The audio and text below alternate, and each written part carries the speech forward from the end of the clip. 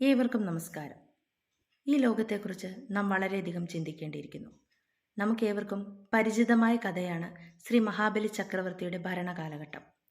കള്ളവും ചതിയും തൊട്ടു തീണ്ടിയിട്ടില്ലാത്ത നാട്.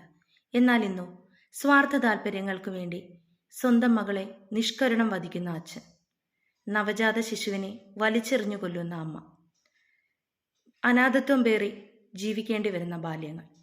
ഈ ആനുകാലിക സംഭവങ്ങളെ മുൻനിർത്തി ഞാൻ എഴുതിയ കവിതയാണ് ജീവിതം.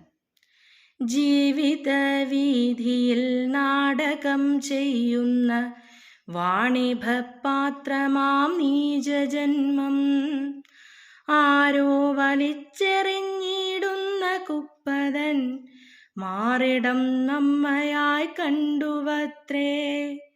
ഭ്രാന്തിൻ ചിരാതോ കൊളുത്തുന്ന മാത്രയിൽ അറിവിൻ വെളിച്ചം കുഴിച്ചിടുന്നു നമ്മൾ, അറിവിൻ വെളിച്ചം കുഴിച്ചിടുന്നു. വെട്ടിപ്പിടിക്കുന്ന ഓരോ സാമ്രാജ്യവും ഭ്രാന്തിൻ്റെ വക്കീലായി തീർന്നിടുന്നു. നാളെ നാം ഏകരായി മാറിടുന്നു.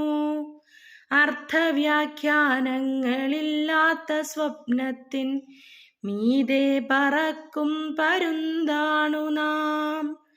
ചിന്തകളില്ലാതെ പായും കുതിരതൻ കടിഞ്ഞാണു നീക്കുന്നിതാളു വേറെ.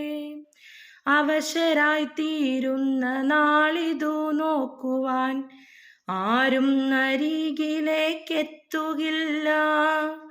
ഭ്രാന്തമാം ചിന്തതൻ പാതകത്തോണിയിൽ അലയുന്ന തെന്നലിൻ കൂടെയായി നാം.